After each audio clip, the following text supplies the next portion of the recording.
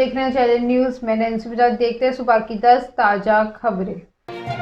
TMC बोली, हमारे प्रवक्ता गोखले गिरफ्तार। तृणमूल के राष्ट्रीय प्रवक्ता साकेत गोखले को सोमवार रात जयपुर एयरपोर्ट से गिरफ्तार किया गया है। टीएमसी ने आरोप लगाया है कि भाजपा बदले की राजनीति में इस स्तर तक उतर आई है कि पार्टी नेता डेरेक ओ ब्रायन ने भाजपा ने कहा है कि साकेत गोखले को गुजरात पुलिस ने इसलिए गिरफ्तार किया क्योंकि उन्होंने मोरबी पुल हादसे पर ट्वीट किया था। तृणमूल ने गोखले के ट्वीट के बारे में जानकारी नहीं दी। टीएमसी के वरिष्ठ नेता डेरेक और ओ ब्रायन ने ट्वीट किया है कि साकेत गोखले ने सोमवार रात नई दिल्ली से राजस्थान के जयपुर के लिए उड़ान भरी थी। पुलिस ने गिरफ्तार कर लिया। ब्रायन ने बताया है कि मंगलवार सुबह 2 बजे उन्होंने अपनी मां को फ़ोन किया और बताया कि पुलिस उसे अहमदाबाद ले जा रही है और वह आज दोपहर तक अहमदाबाद पहुंच जाएंगे। पुलिस ने उसे 2 मिनट का फ़ोन करने दिया और फिर उनका फ़ोन और सामान जब्त कर लिया। यूएन में भारत ने कहा, आतंकवाद ग्लोबल चैलेंज। संयुक्त राष्ट्र सुरक्षा परिषद यानी यूएनएससी में भारत ने आतंकवाद को एक बार फिर दुनिया के लिए सबसे बड़ा खतरा बताया। संयुक्त राष्ट्र में भारत की प्रतिनिधि रुचिरा कंबोज ने कहा कि आतंकवाद को जीरो टॉलरेंस अप्रोच से खत्म किया जा सकता है। इराक के मुद्दे पर चर्चा करते हुए उन्होंने कहा कि इराक में सरकार और लोग Islamic state of Iraq and Levant ISIL आतंकी समूह से लड़ रहे हैं। Terrorism global challenge. टेररिज्म का खतरा बहुत तेजी से बढ़ रहा है और इससे दुनिया का कोई भी हिस्सा छूता नहीं रहा। इसे रोकने के लिए हम जीरो टॉलरेंस अप्रोच अपनानी होगी। रुचिरा कंबोज ने 26 नवंबर 2008 को मुंबई में हुए आतंकी हमले का जिक्र किया। इन्होंने कहा है कि आतंक के खिलाफ लड़ाई को मजबूती तभी मिल सकती है जब जिम्मेदारों को सजा होगी। दुनिया के एक हिस्से में आतंकवाद पूरी दुनिया की शांति और सुरक्षा के लिए खतरा है और इसलिए वह इस अंतर्राष्ट्रीय चुनावी के लिए हमारी प्रतिक्रिया इंटीग्रेटेड, कोऑर्डिनेट और सबसे महत्वपूर्ण रूप से प्रभावी होनी चाहिए। अब एटीएम से खरीद सकेंगे सोना। हैदराबाद में भारत का पहला real time gold ATM launch किया गया है। ये गोल्ड सिक्का एटीएम सोने के सिक्के निकालता है। लोग इससे अपने डेबिट या क्रेडिट कार्ड डालकर सोने के सिक्के खरीद सकते हैं। एटीएम की क्षमता 5 किलो सोना रखने की और 0.5 से लेकर 100 ग्राम तक गोल्ड कॉइन निकलेंगे। गोल्ड सिक्के के वाइस प्रेसिडेंट प्रताप ने कहा कि गोल्ड सिक्का लिमिटेड कंपनी को 4 साल पहले स्थापित किया गया। हमारे CEO एटीएम मशीन के माध्यम से सोने के सिक्के निकालने का एक इनोवेटिव कॉन्सेप्ट मिला। थोड़ी सर्चिंग करने के बाद अब पता चला है कि संभव है। हमने हैदराबाद स्थित एक startup company open cube technologies के साथ समझौता किया। दोनों कंपनियों के इन हाउस विभाग ने इसके लिए डिवाइस तैयार किया। प्रताप ने कहा कि एटीएम की खास बात यह है कि सोने की कीमतों को लाइव अपडेट करता है। एटीएम में 5 किलो सोना रखने की क्षमता है जिसकी कीमत लगभग 2-3 से करोड़ रुपए है। एटीएम मशीन 0.5 ग्राम को लेकर 100 ग्राम तक के सिक्कों को निकालती है। इसमें 0.5 ग्राम, 1 ग्राम, 2 ग्राम, 5 ग्राम, 10 ग्राम, 20 ग्राम, 50 ग्राम और 100 ग्राम सिक्के शामिल हैं। ये सिक्के 24 कैरेट सोने और 999 प्रणीत हैं।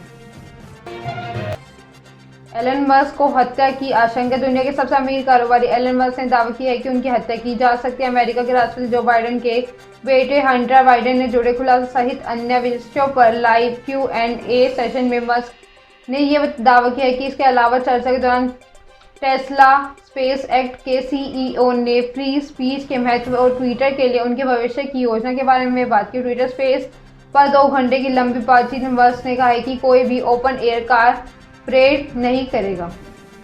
उन्होंने कहा है कि सच कहूं तो मेरे हाथ कुछ बुरा होना या यहाँ तक कि गोली मारे जाने की रिस्क है। दरअसल बीते दिनों में ट्विटर पर बाइडेन के बेटे लैपटॉप कंट्रोवर्सी दबाने की कहानी बताई गई थी। इस मामले को लेकर 2 साल बड़े हंटर बाइडेन फंसे थे। ट्विटर फाइल्स के नाम किए गए खुलासे में बताया गया है कि न्यूयॉर्क पोस्ट की हंटर बाइडेन लैपटॉप स्टोरी पर कमेंट करने वाले यूजर्स ट्विटर के टॉप ऑफिशियल ने सस्पेंड और सेंसर किया था। मस्क ने दावा किया है कि फाइल्स दिखाती कि ट्विटर 2020 के राष्ट्रपति चुनावों में डेमोक्रेटिक नेशनल कमेटी के एक हाथ की तरह काम कर रहा था।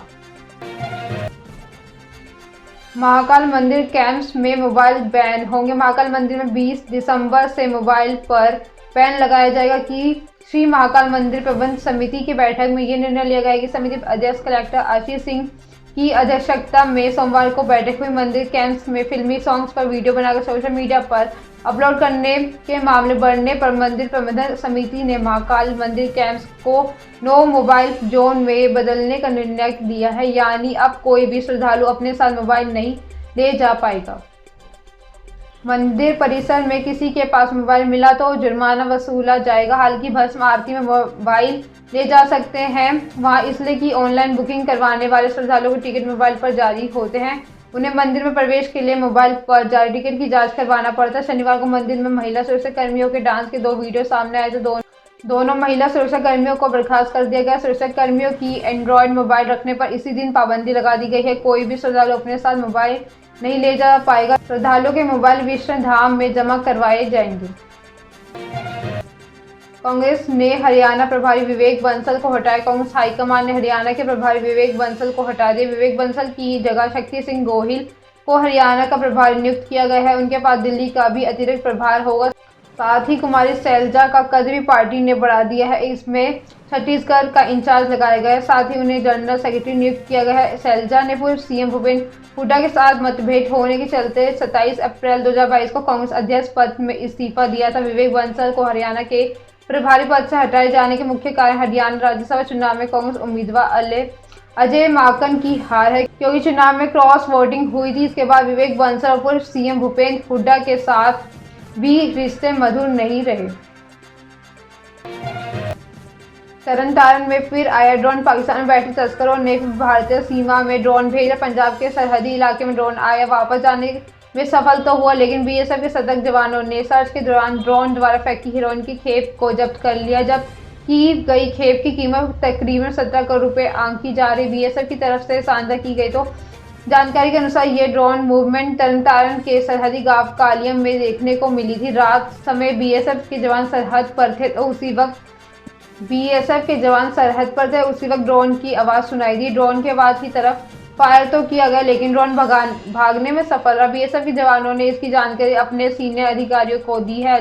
अंधेरे के बावजूद बीएसएफ के अधिकारियों ने रात के समय भी सर्च अभियान चलाने का फैसला किया। इसी दौरान गांव काले के खेत में उन्हें एक पीला पैकेट मिला, जिस पर रस्सी का हुक बनाया गया था ताकि ड्रोन में उसे फेंकने में आसानी हो। जब पैकेट को जांच के बाद खोला गया तो उसमें से 2.470 केजी की हेरोइन की खेप बरामद की गई।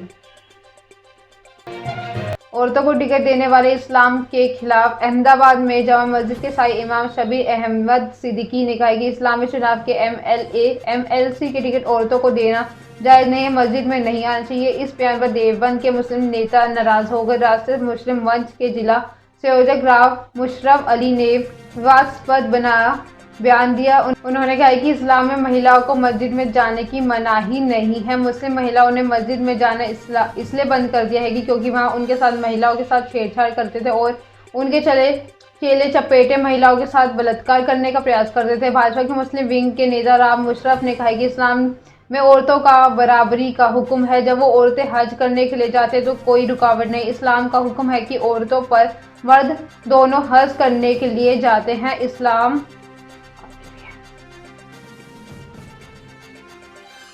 में महिलाओं की मस्जिद में जाने की कोई पाबंदी नहीं है।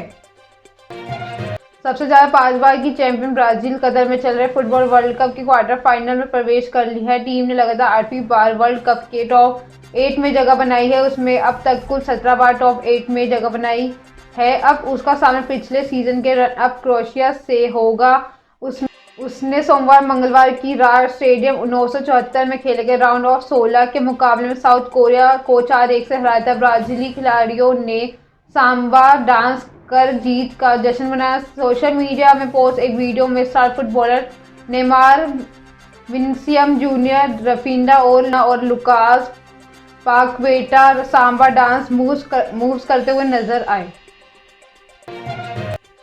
सिद्धू मूसेवाले केस पर बात करते हुए भड़के दिलजीत दोसांझ। सिद्धू मूसेवाले केस पर बात करते हुए पंजाबी सिंगर बॉलीवुड एक्टर दिलजीत दोसांझ का पारा चढ़ गया। उन्होंने कहा कि सिद्धू मूसेवाले के साथ जो घटना हुई है वो सीधे तौर पर सरकार का विफलता है। दिलजीत का कहना है कि जो भी हुआ है वो पॉलिटिक्स है और पॉलिटिक्स बड़ी गंदी चीज़ है। दिलजीत ने कहा है कि जिसका बेटा मर जाता है उसके माँ बाप पर क्या बीतती होगी, इनकी कल्पना करनी भी बहुत मुश्किल है। साथ ही ये भी कहा है कि ऐसी ट्रेजिडी दोबारा किसी के साथ ना हो। दिलजीत दोसांझ ने हाल ही में सिद्धू मूसेवाले की हत्या के मामले में खुलकर बात की। उन्होंने इस दौरान सरकार को आड़े हाथ लेते हुए कहा है कि 100% सरकार की नालायकी है। जो पॉलिटिक्स बहुत गंदी है। हम किसी को मारने के लिए पैदा नहीं हुए, लेकिन ये सब शुरू से होता है। कलाकारों को पहले भी मारा गया, जिसमें मुझे भी शुरुआत में काफ़ी समस्याएं आई थी।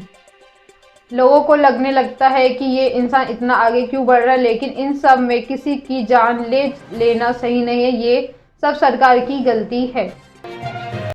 ये थी सुबह की 10 ताज़ा खबरें। ऐसे अपडेट्स के लिए बने रहे हमारे चैनल को लाइक करें, कमेंट करें एंड सब्सक्राइब करना ना भूलें। धन्यवाद।